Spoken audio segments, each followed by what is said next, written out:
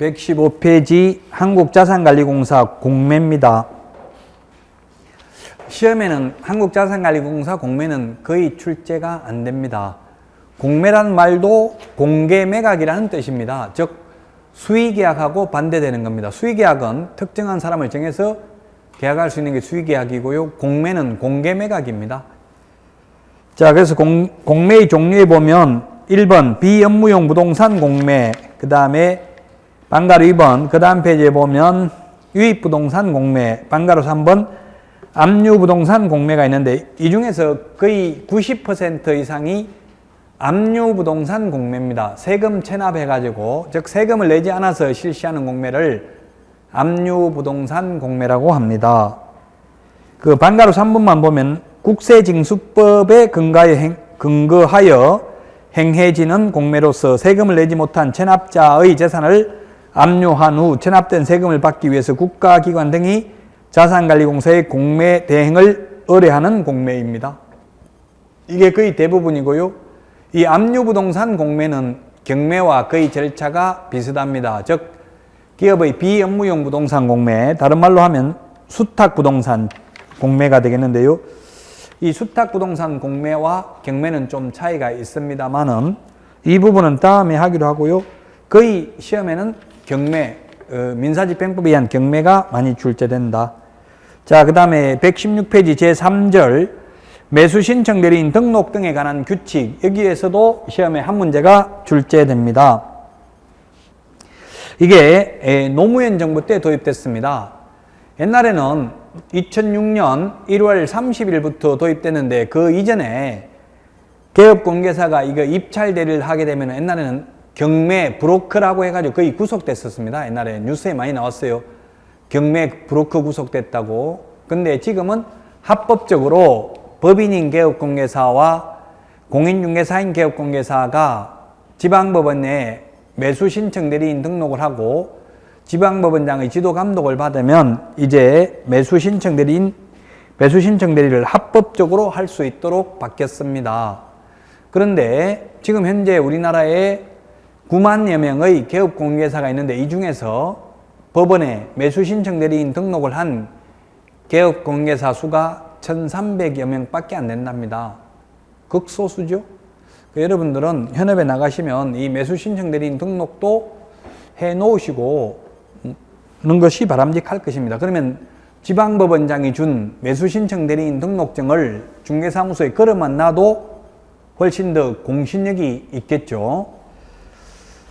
자, 117페이지 매수신청 대리인 등록신청자 및 등록기관인데 등록신청은 첫 번째 줄 마지막에 있는데 법인인 개업공개사와 공인중개사인 개업공개사만 매수신청 대리인 등록을 할 수 있습니다.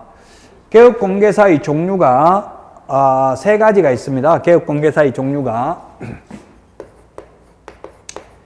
개업공개사, 줄여서 개공이라고 하겠습니다. 개업공개사의 종류가 세 가지가 있다. 첫 번째 법인인 개업공개사가 있고 법인 회사입니다. 그 다음에 공인중개사인 개업공개사가 있고 그 다음에 소위 중개인, 다른 말로 하면 법부칙 제6조 2항의 규정에 의해서 중개사무소 개설 등록을 한 것으로 보는 자, 소위 옛날부터 복덕방 하면서 자격증 없는 분들을 소위 중개인이라고 합니다. 그래서 이 중개인은 경공매 매수신청 대리가 불가능합니다. 법인하고 공인중개사인 개업공개사만 매수신청 대리가 가능하고 중개인은 매수신청 대리가 불가능하다. 왜냐하면 이 매수신청 대리를 하려면 좀 전에 공부했지만 민사집행법, 민사소송법 등을 공부해야만 되는데 중개인들은 자격증을 취득하지 않았기 때문에 민법이라든가 이런 것을 공부하지 않았죠. 그래서 매수신청 대리 해가지고 아까 인수되는 권리, 분묘기지권이 있는 것들을 잘못 낙찰받으면 오히려 손해볼 수도 있겠죠. 유치권을 주장하는 사람에게는 그 금액을 모두 변제해야만 내보낼 수가 있단 말이에요. 그걸 잘못하면 오히려 손해본다고요.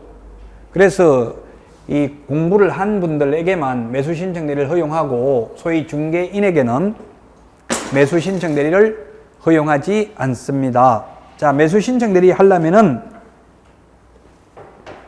네 번째 줄에 지방법원장에게 등록해야 됩니다. 지방법원장에게. 우리 중개사무소 개설 등록은 시장군수구청장에게 등록했습니다. 그래서 이미지가 보면 뭐 시장군수구청장은 돈 받고 뇌물 받고 구속됐다는 말 들어봤지만 법관이 뇌물 받고 구속됐다는 말은 거의 안 들어봤죠? 거의 없습니다. 그래서 법관들은 파워가 있어요, 없어요? 없다는 이야기예요. 시장군수구청장보다 사실상 파워가 없기 때문에, 돈을 주는 사람이 없기 때문에 안 받아먹는 거죠. 검찰은 돈을 많이 받아먹어요. 왜냐하면 검찰은 파워가 있잖아요. 검사 마음대로 재판에 회부하고 나오고 권한이 있어요. 그 판사는 오직 검사가 재판에 회부한 것만 판결하기 때문에 사실상 권한이 크지 않아요. 그래서 변호사들도 법관 출신 변호사보다는 검찰 출신, 검사 출신 변호사가 훨씬 비쌉니다. 수임료가. 왜냐하면 검사 출신은 아예 재판에 회부도 안 하게 하고 그냥 끝낼 수가 있거든요. 자, 그래서 어쨌든 그래서 국민들의 이미지 속에는 시장군수구청장보다는 법원을 훨씬 더 신뢰한다고요. 뉴스에 구속됐다는 말도 안 나오니까. 그래서 제가 지방법원장이 준 매수신청 대리인 등록증을 사무실에 하나 걸어놓으면 훨씬 공신력이 있다 이 말입니다. 자, 등록 요건입니다. 양가로 2번 117페이지에 보니까 공인중개사이거나 법인이어야 한다. 즉 중개인은 안 된다는 이야기고요. 그 다음에 중개사무소 개설 등록을 방가로 2번에 보면 해야 됩니다. 즉 나는 자격증을 취득했지만 중개업은 시시해서 못하겠다. 바로 매수신청 대리만 하겠다. 이거는 안 된다고요. 반드시 중개업을 하는 사람만 매수신청 대리인 등록을 할 수 있다고요. 자, 그 다음에 3번에 보면 실무교육 받아야 됩니다. 매수신청 대리 실무교육 받아야 되고요. 32시간 이상 44시간 이하 교육을 받아야 되고요.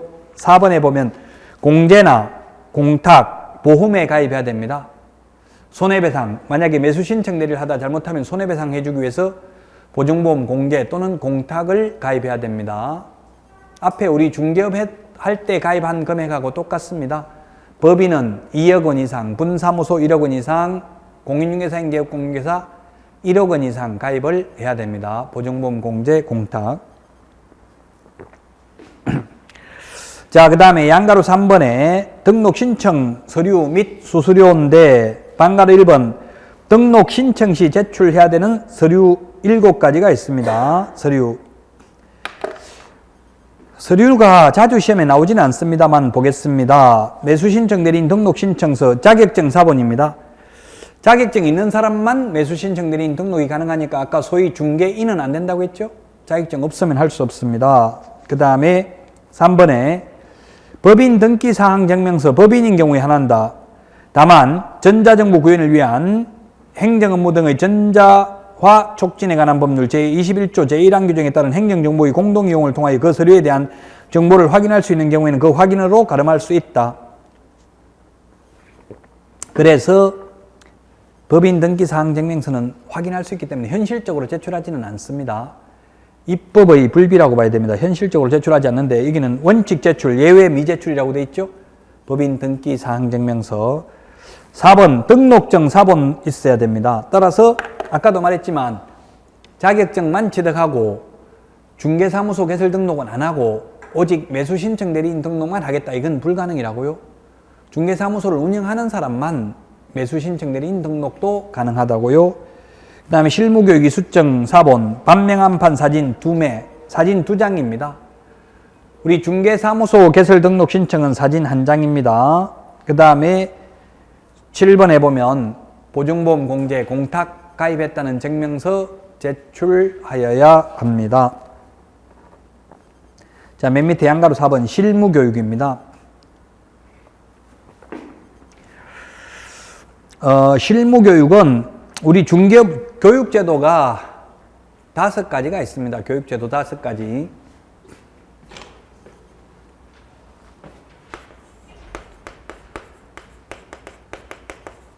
중개 실무교육이 있고요. 경매 실무교육, 다른 말로 매수신청들이 실무교육이 있고요. 그 다음에 연수교육이 있고 직무교육이 있고요.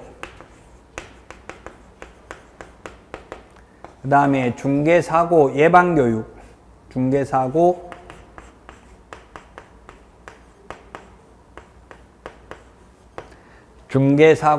예방교육이 있습니다. 이 중개실무교육은 중개업을 하기 전에 미리 받아야 되는 거고요. 옛날에는 사전교육이라고 했습니다.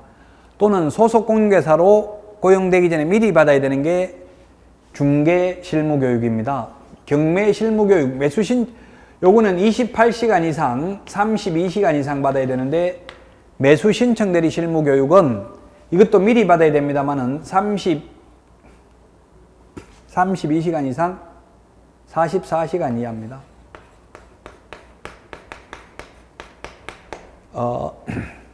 연수교육은 12시간 이상, 16시간 이하, 직무교육은 3시간 이상, 4시간 이하입니다.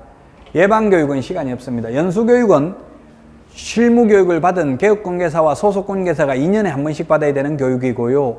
그 다음에 직무교육은 중개보조원으로 고용되기 전에 미리 받아야 됩니다. 3시간 이상, 4시간 이하고요.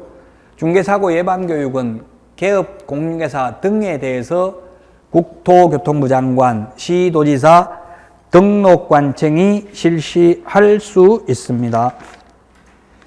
118페이지 보시면 교육시간 32시간 이상 44시간 이하고요. 교육 내용은 직업윤리, 민사소송법, 민사집행법, 경매실무 등 필수 과목과 교육기관이 자체적으로 정한 경매 관련 과목으로 하면 되겠습니다. 평가해야 되고요. 자, 그래서 윤리, 직업윤리는 이 모든 교육 목적에 직업윤리는 다 들어갑니다. 직업윤리. 단 중개사고 예방교육은 직접적으로 중개윤리라고 되어 있지는 않습니다. 나머지 실무교육, 연수교육, 직무교육은 모두 직업윤리는 교육 목적에 들어가 있습니다. 118페이지 양가로 5번 손해배상 책임의 보장조치입니다. 손해배상 이거는 똑같습니다. 우리 중개업하는 거하고 똑같다고요? 중개업하는 거하고 똑같은데 앞에서 우리 중개업을 하려면은 미리 보정가입을 못했습니다. 미리 못하고요. 등록 처분 통지가 되어야만 등록 통지서 가져가야 보정을 가입할 수 있었어요. 즉 무등록 개업공개사는 보정가입하고 싶어도 못합니다. 무자격자가 보험회사 가서 나는 중개업할 거다 하면은 등록 통지서 가져오라고 합니다. 왜냐하면 자격증도 없는 사람이 보정만 가입해놓고 손님 들어오면 나는 비록 자격증은 취득하지 않았지만 서울보정보험회사에서 100% 책임지니까 신경 안 써도 된다 이렇게 해버리면 일반 국민들이 불척의 피해를 입을 수가 있죠.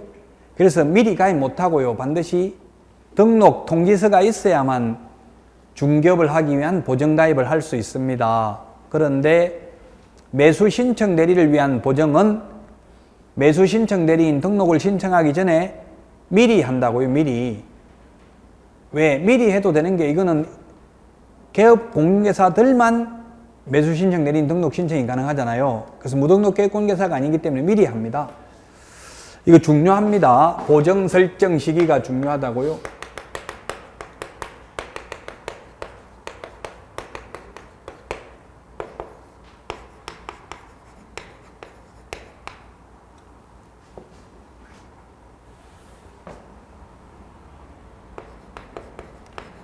중개사무소 등록 신청이 있고요. 두 번째 분사무소 설치 신고가 있고요. 세 번째 매수 신청 대리인 등록 신청이 있는데 요 두 개는 미리 가입합니다. 미리. 즉 분사무소 설치 신고하기 전에 미리 가입해야 되고요. 매수 신청 대리인 등록 신청하기 전에 미리 가입해야 됩니다. 미리 가입해도 되는 게 분사무소라는 것은 지점과 같은 개념이잖아요. 그래서 이미 주된 사무소가 등록이 돼 있죠. 그래서 무등록 개업공개사가 아니기 때문에 미리 가입해도 됩니다. 매수 신청 대리인 등록 신청도 공인중개사인 개업공개사나 법인인 개업공개사만 매수 신청, 대리인 등록 신청을 할 수 있죠. 그래서 미리 가입해도 무등록 개업공개사가 아니에요. 제가 무등록 개업공개사는 가입 못한다고 했어요. 그런데 이 중개사무소 개설 등록 신청은 미리 못하고요. 등록 처분이 있은 날로부터 등록증 교부 전 등록증 교부 전에 보정 설정을 하고 등록증을 교부받아야만 중개업을 할 수 있습니다. 보정 설정 시기가 다릅니다. 앞에서 했는데 지금 기억이 날지 안 날지 모르겠는데, 그래서 이건 처음 보정 가입하는 거고요. 처음 보정 가입하는 게 이렇고, 만약에 3번 했고요. 보정의 변경,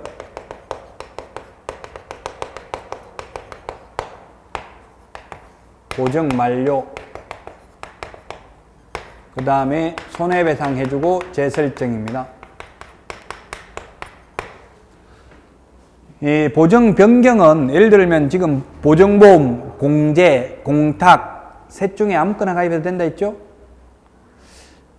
여러분들은 혈업에 나가면 이거는 실무 교육할 때 하는 건데, 서울보정보험은 보험료가 11만 원 정도고요. 1년에 내는 게.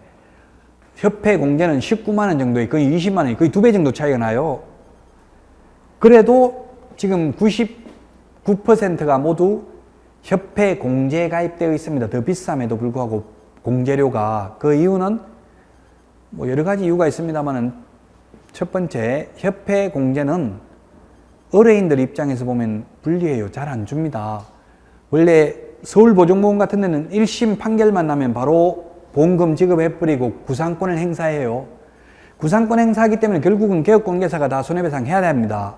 그러나 협회는 1심 판결만 났다고 바로 주는 게 아니고 다시 고등법원, 대법원까지, 대법원 판결까지 나야 줍니다. 공제금 받으려면. 그러면 쉽게 공제금 못 받겠죠. 3년 동안 소송하려면 힘들겠죠. 실제 이런 사례가 있습니다. 서울 경기도 오산에서 개업공개사 한 명이 40억의 손해를 입혔어요.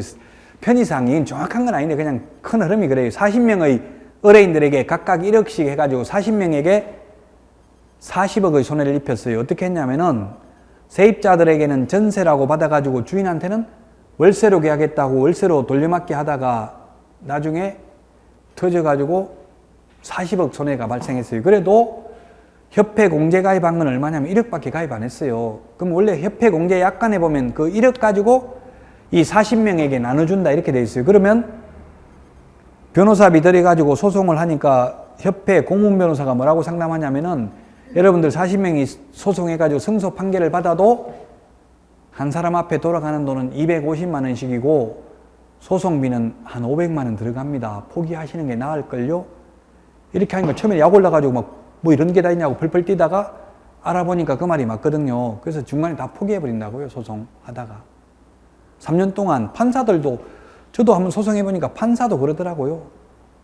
당신 3년 동안 소송해가지고 만약에 패소하면 망한다. 차라리 포기하고 돈 버는 게 더 빠를 것 같다. 이렇게 이야기하더라고요. 판사들도 빨리 끝내려고 해요. 화해를 시키려고 해요.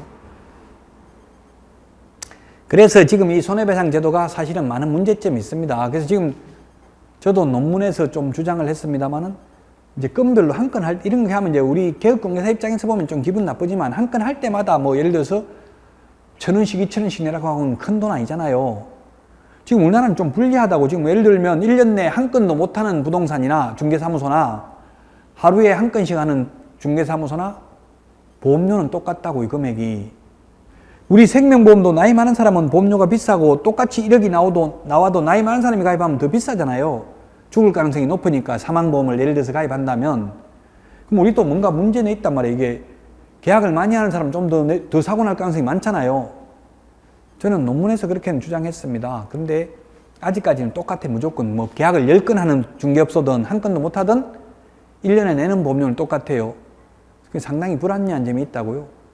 앞으로 언젠가는 미국 같은 데처럼 건원보험이 도입되든지, 아니면 귀찮지만 한 건 할 때마다 막 예를 들면 뭐 1,000원, 2,000원 얼마 안 될 거 아니에요. 1년에 10만 원 낼 것 같으면은 뭐 한 건 할 때는 그렇게 많지는 않을 거 아니에요. 만 원은 안 될 거 아니에요. 뭐 한 건 해가지고 중개보수 몇십만 원 받는데 한 5천 내라고 해도 크게 부담이 안 되잖아요. 그런 방안들도 앞으로는 검토돼야 되겠지만 어쨌든 지금은 좀 모순이 있습니다. 자, 그래서 보정의 변경은 효력 있는 기간 중에 가능합니다. 효력 있는 기간 중. 예를 들면 1년짜리를 가입했으면 꼭 1년 만기 끝나야만 다른 보험으로 보정으로 바꿀 수 있는 게 아니라, 예를 들면 서울보정보험에 가입을 했다가 기분 나쁘면 6개월 만에 협회 공제로 바꿀 수도 있다 이 말이에요. 만기 끝나기 전이라도. 시험에 보정의 변경은 보정기간이 만료된 때에 가능하다 이렇게 하면 X라고요. 만료되기 전이라도 가능하다고. 예를 들면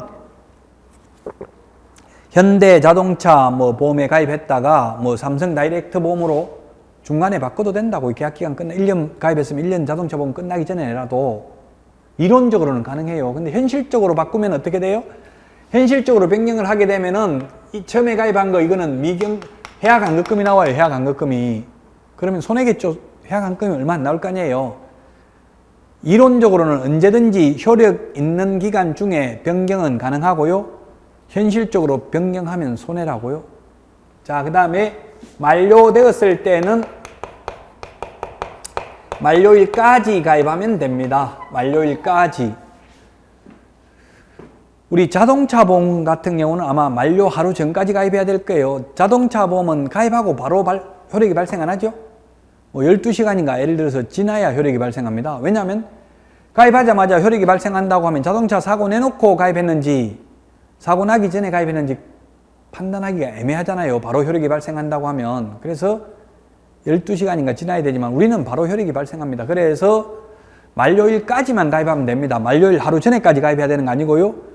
만료일 다음 날까지 가입해야 된다 하면 X입니다. 그 다음에 손해배상을 해주고 나면 며칠 이내에?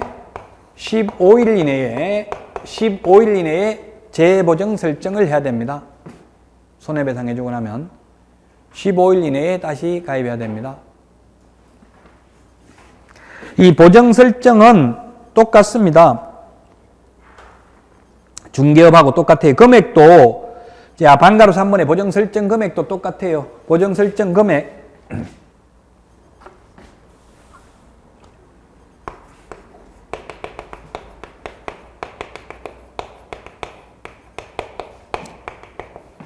보정 설정 금액이 있는데 법인이 있고 그 다음에 법인의 분사무소가 있고요.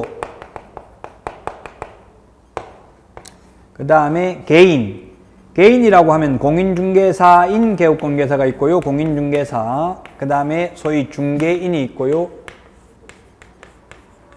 그 다음에 지역농협이 있습니다. 지역농협. 옛날에 단위농협을 지금은 지역농협이라고 하죠.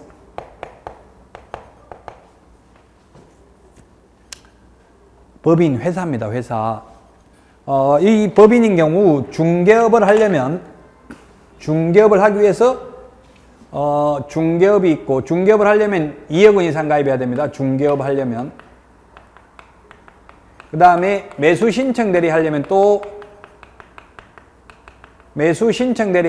다시 2억 원 이상 가입해야 됩니다. 2억 원 이상입니다. 이상이지만 현실적으로 3억 사가는 사람은 없겠죠? 보험료 돈이 더 들어가기 때문에. 자, 그래서 지금 우리는 매수 신청 대리를 공부하고 있습니다만은 앞에 중개업에 관련돼서는 했어요. 앞에서. 자, 그 다음에 분사무소인 경우 얼마 가입해야 돼요? 1억 원 이상 가입을 해야 되고요. 중개업을 하려면 매수 신청 대리 하려면 추가로 1억 원 이상을 가입해야 되고요. 공인중개사인 개업공개사도 1억 원 이상 가입해야 됩니다. 중개업 하려면. 그런데 매수 신청 대리는 역시 1억 원 이상 가입해야 됩니다. 1억 원 이상 추가로 가입해야 됩니다. 근데 중개인은 중개업 하려면 1억 원 이상 가입해야 되고요. 매수 신청 대리는 중개인은 매수 신청 대리를 못하죠? 못하니까 가입할 필요도 없습니다. 그 다음에 지역농협은 얼마 이상 가입해야 돼요? 지역농협은 중개업을 하려면 1,000만 원 이상 가입해야 됩니다. 1,000만 원 이상. 그런데 지역농협도 특수법인으로서 매수 신청 대리를 못합니다. 그렇기 때문에 따로 가입할 필요도 없습니다. 보정 설정 금액에 대해서 말씀드렸고요. 6번 매수 신청 대리 업무 범위입니다. 우리 중개업의 중개사무소 개설 등록을 하면 업무 범위가 정해져 있지 않습니다. 그래서 금지 행위에 해당되지 않는 한 중개사무소는 겸업을 해도 됩니다. 등록해놓고. 근데 우리 매수 신청 대리를 딱 할 수 있는 업무를 7가지만 정해놨습니다. 이거 외에는 할 수 없습니다. 우리 중개업은 중개사무소 개설 등록은 특별히 금지하고 있지 않는 것은 뭐든지 해도 된다고요. 예를 들면 중개사무소 개설 등록을 해놓고 옆에 식당업을 하든 뭘 하든 특별히 제한이 없습니다. 자, 매수 신청 대리 제한이 있는데 첫 번째 방가로 1번에 매수 신청 보증의 제공할 수 있습니다. 매수 신청 보증금이 얼마라고 했어요? 앞에서 매수 신청 대리 보증금이 최저 매각 가격의 10분의 1, 한국자산관리공사 공매 매수 보증금은 입찰가, 응찰가 또는 매수 신청 가격의 10분의 1, 항고 보증금은 매각 대금의 10분의 1입니다. 여러분들이 중요한 내용은 아마 수십 번 듣게 되기 때문에 계속 수업을 들으면 공인중개사법은 아무리 어렵게 출제돼도 70점, 쉽게 출제되면 80점 이상 받을 수 있습니다. 방가로 2번 입찰표 작성 및 제출입니다. 입찰표에다가 입찰 금액 등을 고치면 무효입니다. 입찰표에다 적고 입찰 보증금 봉투에 돈 넣고 그 두 개를 해가지고 노란 대봉투에 넣어가지고 봉인을 하고 호치게스를 집어가지고 이 함에다 넣습니다. 앞에 그 함에다 넣어가지고 개찰 봉투 뜯어가지고 누가 얼마 써냈는지 불러가지고 최고 높게 써낸 사람을 1등한 사람을 최고가 매수신고인이라고 합니다. 자, 그 다음에 차순위 매수신고 할 수 있습니다. 차순위는 2등입니다. 2등. 예를 들면 아까 9천만 원이 최저 매각 가격인데 1등을 하기 위해서 1억을 써냈습니다. 1억을 써내면 보증금은 내가 써낸 금액의 10%를 내는 게 아니라 최저 매각 가격 20% 900만 원만 낸다고 했죠? 그러면 나머지 잔대금이 9,100만 원이 남았는데요. 계약금만 걸어놓고 잔금을 안 내는 거예요. 이러면은 재매각이 된다고 했어요. 처음부터 유찰돼서 다시 하는 매각을 세매각이라고 했어요. 아까 이야기를 했는데. 자, 근데 재매각을 하게 되면 또 절차가 번거롭기 때문에 차순위 2등을 말하는 거죠. 2등. 차순위 매수신고를 받아줍니다. 차순위 매수신고는 단, 그 대신에 최고가 매수신고인이 신고한 금액에서 매수보증금을 뺀 금액 이상을 써낸 사람 중에서만 2등을 뽑습니다. 왜냐하면 2등을 해도 9천만 원 써낸 사람이 2등이 될 수가 없다고. 9,100만 원 이상 써낸 사람만 2등이 될 수 있어요. 왜냐하면 2등에게 9,100만 원에 팔아도 1등이 내놓은 보증금은 안 돌려주고 몰수해서 배당재단에 편입합니다. 배당할 금액에 합산합니다. 그럼 결국은 2등한테 9,100만 원 팔았지만 1등이 내놓은 보증금 900만 원을 합하면 결국 1억에 판 거나 마찬가지죠. 그래서 2등을 뽑습니다. 차순위 매수신고. 그 법원에 한번 가보면 차순위 매수신고 하렵니까? 이런 게 한 건은 반드시 나와요. 그러면 어떤 여자분 예 하겠습니다 이러더라고요. 그래서 제가 나중에 왜 차순위 매수신고 했습니까? 물으니까 그러면 그게 판사가 묻는데 예라고 하지 뭐라고 하냐 이렇게 이야기하더라고요. 판사 아닙니다. 그 집행관입니다. 법복은 입고 있었지만. 그래서 무조건 차순위 매수신고하면 망합니다. 2등을 할 실익이 전혀 없다고 현실적으로. 왜냐하면 이게 2등을 했다는 거는 1등이 왜 보증금을 안 냈겠어요? 돈이 없어서? 절대 아닙니다. 왜? 경락 잔금 대출이라고 해가지고 법원에 제가 가보라고 해서 꼭 가보세요. 가보면 법정 뒤에서 주로 아줌마들이 많이 하고 있으니까 남자분들은 거의 없고 여자분들이 아줌마들이 찌라시 돌리고 있어요. 거기 명함 돌리고 있어요. 대출 알선 해가지고 그분들이 얼마 받느냐 하면은 최소한 100만 원 이상 받아요. 한 건 알선하면. 그 법무사들이 고용한 사람들이에요. 그분들이. 그래서 경락 잔금 알선 그 알바하면은 몇백만 원 번다고 한 건을 하거든요. 전부 다 명함 뿌리면 그 중에서 1등이 나올 거 아니에요. 1등 하면 거의 자기 돈 가지고 하는 게 아니라 다 대출 받는단 말이에요. 그럼 대출 한 건 알선하면 100만 원만 받으면 한 달에 몇 건씩은 한단 말이에요. 그러면 뭐 몇백만 원 벌어요. 여러분들은 알바 하더라도 그런 거 해야 돼요. 조선족들 별로 없어요. 그건 좀 전문 지식이 좀 있어야 되겠죠. 법에 대해서. 하려면 여러분들은 알바 하더라도 그런 거 해야 되겠죠. 어쨌든 그래서 돈을 못 구해가지고 잔금 안 내는 경우는 없다고요, 현실적으로. 그럼 왜 잔금 안 내냐? 아까 인수되는 권리, 최선순위 임차권이 있는데 이게 말소되는 줄 알고 권리 분석을 잘못해가지고 계약금을 걸어놨는데 지금 3억에 낙찰 받으려고 했어요. 시세 4억짜리 싸게 3억에 낙찰 받으려고 했는데 알고 보니까 여기에 2억 5천, 요즘 뭐 전세나 매매나 비슷하잖아요. 2억 5천 임차보증금이 있는 거예요. 근데 그게 최선순위예요. 인수되는 권리야. 그러면 3억에 낙찰 받으면 2억 5천 보증금 내주려면 결국 5억 5천에 낙찰 받은 거나 마찬가지죠. 산 거나 마찬가지죠. 시세 4억짜리를. 그러니까 아이고 차라리 그 계약금 떼는 게 낫다 싶어가지고 안 내는 거예요. 2등 하면은 좋은 물건은 기회가 안 돌아오고요. 1등 한 사람이 다 사버린다고요. 나쁜 물건만 기회가 돌아온다고요. 그리고 이 보증금 걸어놓은 것도 안 돌려줘요. 나중에 1등 한 사람이 돈 다 낼 때까지. 그래서 현실적으로는 자수님 매수 신고를 할 실익은 없다고요. 이론적으로는 자수님 매수 신고를 할 수 있다. 양가로 4번. 매수 보증금을 돌려줄 것을 신청하는 행위를 할 수 있다. 1등 한 사람만, 즉 최고가 매수 신고인만, 즉 가격을 가장 높게 쓰는 사람만 계약금을 안 돌려줍니다. 왜냐하면 나중에 잔금까지 내야 되니까. 그럼 1등 한 사람 경쟁매매니까 경매니까 여러 사람이 써냈단 말이에요. 4억, 3억, 2억 5천 써냈으면 1등 써낸 사람만 안 돌려준다고. 나중에 잔금까지 내야 되겠죠? 그럼 나머지 2등, 3등, 2등은 자수님 매수 신고하면 안 돌려주고요. 안 하면 다 돌려줍니다. 보증금.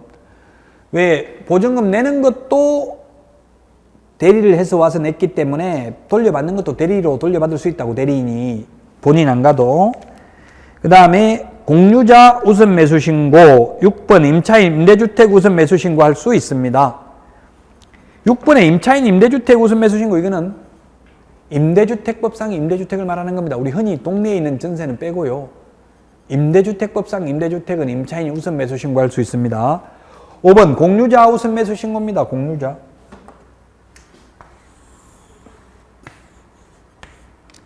A, B, C가 있습니다. 그래서 경매 격언에 돈 벌려면 특수 이해관계인이 있는 물건은 쳐다보지 말라, 이런 격언이 있습니다. 예를 들어서 전두환씨 별채가, 연희동 별채가 경매에 나왔지만 그는 일반인들이 낙찰받기는 어려울 것으로 누구나 예상하잖아요. 누군가가 돈 숨겨놨다가 그래서 이창석이라고 처남이 결국 낙찰받았거든요. 2배 높게 써내가지고.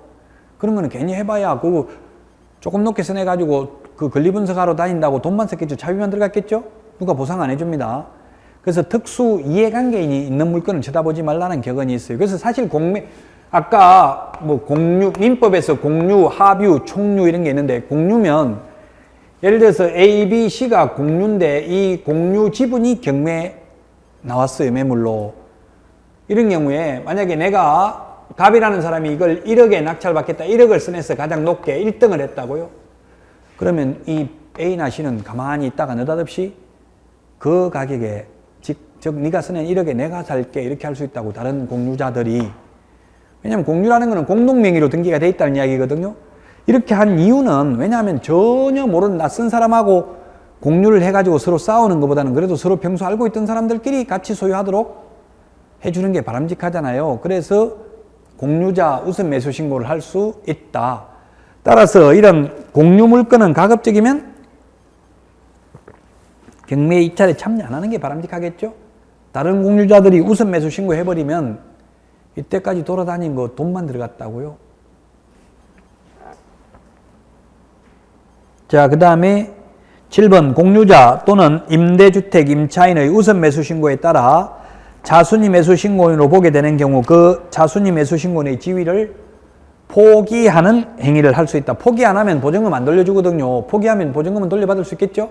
그게 뭐냐면, 자, 내가 갑이라는 사람이 1등을 했어요. 1등을 최고 높게 써냈어요. 그러니까 A나 C가 느닷없이 내가 그 가격에 살게, 서로 또 둘이 서로 싸우면 둘 다 내가 살게 하면 이 공유 지분에 따라서 안 분해서 살 수 있습니다. 둘 다 지분이 3분의 1씩 똑같다면 5천만 원씩 우선 매수 신고하면 되겠죠? 그래서 이렇게 우선 매수 신고를 하면 이제 A가 했다고 하면 이 사람이 1등이 됩니다. 처음에는 이게 1등이었는데 1등이 바뀌어버렸죠. 이제 우선 매수를 신고해버렸으니까 공유자가 최고가 매수 신고인이 되게 되었죠? 그러면 원래 최고가 매수 신고인은 차순위 매수 신고인으로 보게 됩니다. 가격은 둘 다 1억을 써냈지만 2등이 돼버린다고, 이 사람이. 다른 공유자를 1등 시켜주니까. 그럼 2등이 되면은 차순위 매수 신고인으로 보게 되잖아요. 그러면 그 차순위 매수 신고인의 지위를 포기해야만 보증금을 돌려받을 수 있다고요. 포기 안 하면 최고가 매수 신고인이, 즉 1등 한 사람이 잔금 다 낼 때까지 기다려야 돼요. 잔금 안 내면 자기한테 기회가 돌아오겠죠? 빨리 포기하는 게 좋겠죠. 돈이라도 돌려받아야지. 한 달, 두 달 돈 묶여 있다는 이야기예요. 자, 이런 7가지 행위를 할 수 있습니다. 그러면 시험에 만약 나온다면 다음 중 매수 신청 대리 행위, 매수 신청 대리 범위가 아닌 것은, 이렇게 시험에 나온다면 답은 소송 대리가 될 가능성이 많습니다. 소송 대리. 소송 대리는 할 수 없다고요. 명도 소송, 배당이의 소송, 항고 소송 대리는 할 수 없습니다. 인도명령 신청 대리도 못합니다. 인도명령도 일종의 재판 절차라고 했죠? 재판 절차를 대행할 수는 없다고요. 왜냐하면 재판 절차에는 변호사만 대리할 수 있어요. 법률행위 대리를 업으로 할 수 있는 게 변호사죠? 요즘 리멤버 이런 거 드라마라도 좀 보세요. 그러면 그 법정에서 일어난 일 실제 그렇게 하고 있거든요. 변호사하고 검사하고 형사사건이면 서로 싸우잖아요. 형사사건이면. 그러면 판사가 그 두 사람 이야기 들어보고 하는 거고, 그 형사사건이 리멤버에 나오는 거는, 민사사건은 원고, 피고라고 부르고, 형사사건에는 피고인이라고 부르죠. 피고인이라고 부르고, 형사사건의 원고는 검사입니다. 민사사건에는 원고, 피고가 다 따로 있고요.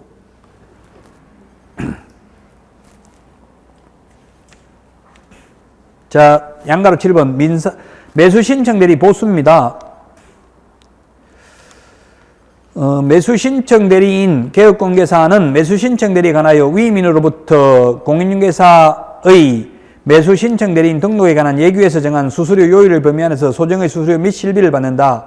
이때 수수료 및 실비 이외의 명목으로 보수를 받거나 예규에서 정한 수수료 이상을 받아서는 아니 된다. 이상. 우리 책이 잘못되는 게 아니고 이상이라는 말이 틀린 거예요. 초과해서 받으면 안 된다. 이렇게 해야 되죠. 입법의 불비라고요. 또 이상이라고 나온다고 X하면 안 돼요. 입법의 불비. 법이 잘못됐다고요. 법조문이. 만약에 법정 보수가 100만 원인데, 법정 수료가 100만 원인데 100만 원 이상 받으면 안 된다. 이 말은 이상 이하는 그 숫자도 포함이잖아요. 100만 원 초과해서 받으면 안 되는 거잖아요. 입법의 불비다. 법이 잘못됐다고요. 그 시험에 만약 이상 받아서는 아니 된다 이렇게 나오면 O입니다. O. 논리적으로 보면 X지만, 왜냐하면 악법도 법이라고 법조문에는 그렇게 되어 있다 이 말이에요. 방가로 1번에 보니까 상담 및 권리분석 수수료는 50만 원 범위 안에서 당사자 합의에 의해서 결정하고요. 그 다음에 매수 신청 대리 수수료는 감정가 1% 또는 최저매각 가격 1.5% 중에서 낮은 금액도 아니고 높은 금액도 아니고 합의에 의해서 받을 수 있습니다. 그 다음에 낙찰받지 못한 경우 50만 원 범위 안에서 당사자 합의에 의해서 받을 수 있습니다. 방가로 3번 실비입니다. 실비라는 말은 실비, 포장마차 이런 말이 있죠. 실제 들어간 돈이죠. 자, 매수 신청 대리 대상물 권리관계 등의 확인 또는 매수 신청 대리 실행과 관련하여 발생한 실비를 30만 원 범위 안에서 당사자, 이건 협의라고 되는데 법조문에는 합의입니다. 합의에 의해서 받을 수 있습니다. 물론 합의, 협의, 특별한 의미는 없습니다. 여기서는. 다만 매수 신청 대리에 필요한 통상의 실비, 확인 설명을 위한 등기부 열람 비용, 건거리 교통비, 식대 등은 수수료에 포함되는 것으로 보고 받을 수 없다.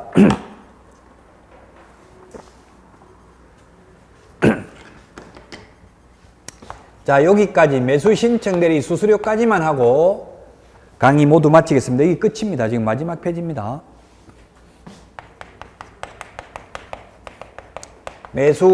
다 읽어본 내용을 다시 한번 정리하는 겁니다. 우리 공인중개사법에서 중개 수수료는 중개 보수로 바뀌었습니다. 용어가. 수수료라고 하면 장사꾼 냄새가 나고 보수라고 하면 왠지 전문가 느낌이 든답니다. 그래서 변호사 보수라고 하잖아요. 성공보수. 근데 매수 신청 대리는 지금 1,300여 명밖에 안 됩니다. 우리나라에. 그래서 이걸 한번 매수 신청 대리 규칙 예규를 만들어 놓고 개정을 안 했습니다. 개정 고치질 않았다고 한 번도. 그러다 보니까 입법의 불비 좀 전에 이상이 아니라 초과라고 했죠. 잘못된 게 굉장히 많아요. 그래서 이것도 수수료도 어떤 면에서 보면 보수로 바꾸는 게 바람직한데 안 바꿨어요. 지금 매수 신청 대리 규칙 예규에는 여기는 수수료라고 되어 있습니다. 중개 수수료만 어떻게 바뀌었다고요? 중개 보수라는 용어로 바뀌었습니다.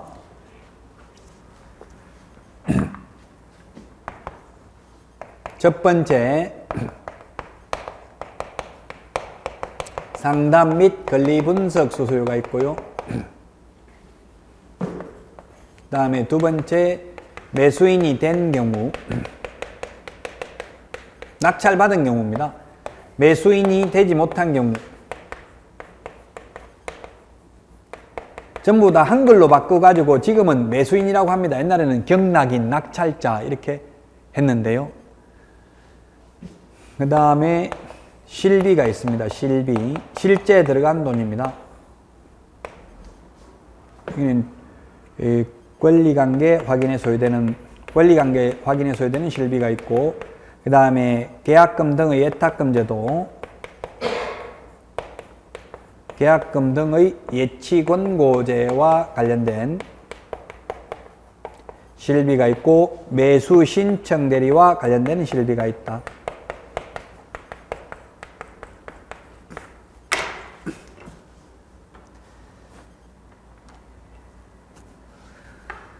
상담 및 권리 분석 수수료는 50만원 범위 내에서 당사자 합의에 의해서 받을 수 있습니다. 매수 신청 대리에서는 합의라는 말을 쓰고요. 중개 보수에서 실비는 협의라는 말을 씁니다. 중개 보수는 협의. 협의와 합의는 조금 법적으로는 다릅니다. 사실 우리 여야 합의한다고 하지 여야 협의한다는 말은 안 하죠. 협의라는 거는 그냥 다수의 원리에서 그냥 처리하는 게 협의입니다. 협의할 필요도 없잖아요. 그냥 해가지고 그 손들어 해가지고 그냥 표결 처리하는 게 협의입니다. 합의는 전부 다 100% 합의가 돼야 돼요. 뜻이 합해져야 돼요. 그러나 여기서 우리 공인중개사법에서는 지금 합의, 협의, 특별한 구분의 실익은 없습니다. 이거 괜찮죠? 변호사 지금 제 아는 사람 저보고 하도 상담해달라고 해서 저도 뭐 논문 쓰고 바빠서 못해주겠다. 변호사 가서 물어봐라 했더니만 변호사 상담료 10만원 받는다 하더라고요. 10만원. 소송 대리해주는 게 아니라 그냥 이 사건이 될지 안 될지 물어보는데 10만원 주고 했다더라고, 상담만. 근데 변호사도 10만원 받는데 우리 개업공개사가 상담해주고 50만원까지 받으면 괜찮죠? 지금 우리 중개업에서는 상담하고 돈 못 받잖아요. 매수신청 대리는 그만큼 개업공개사의 지위를 향상시킨 거예요. 상담료를 받을 수 있다는 것은 변호사에 준하는 대우를 해주는 거잖아요. 우리 중개업에서는 지금 상담료 못 받고 계약 성사 시켜야만 돈 받잖아요. 이건 계약 성사 낙찰 못 받아도 그냥 상담만 하고 상담료 받을 수 있다고요. 자, 그 다음에 매수인이 된 경우, 이거는 매수인이 된 경우는 뭐냐면 1등 한 경우입니다. 매각 허가 결정을 받은 경우, 매수인이 된 경우에는 감정가 1% 또는 최저 매각 가격의 1.5% 중에서 당사자 합의에 의해서 받을 수 있습니다. 둘 중에 낮은 걸 받을 수 있다, 둘 중에 높은 걸 받을 수 있다가 아니라 둘 중에 합의를 해서 아무거나 받아도 된다. 자, 그게 뭐냐면 아까 1억짜리가 한번 유찰되면 20% 또는 30% 가격을 깎아준다고 했죠? 자, 1억짜리가 유찰되면 서울 같으면 8천만 원으로 가격이 떨어집니다. 또 한 번 더 유찰되면 6,400만 원으로 가격이 떨어집니다. 그래서 예를 들어서 처음에는 이게 어떻게 제정됐었냐 하면 처음에 이 둘 중에서 낮은 금액을 받을 수 있다 이렇게 됐었어요. 처음에 입법이 될 때, 처음에 만들어질 때는 제가 항의를 해가지고 바뀌었는데요. 만약 낮은 걸 받을 수 있다면 어떤 문제점이 있냐면은 의뢰인들의 이익을 위해서 최대한 이렇게 싸게 가격 떨어질 때까지 기다리다가 6,400만 원에 사줬어요. 이렇게 살 수도 있는 걸. 그러면 이거 1.5% 이게 최저 매각 가격이잖아요. 여기 곱하기 1.5% 하면 얼마야 이게? 6일은 6, 5, 6, 30. 한 100만 원 대략, 지금 정확한 거는 계산기 해봐야 되고, 대략 100만 원밖에 안 됩니다.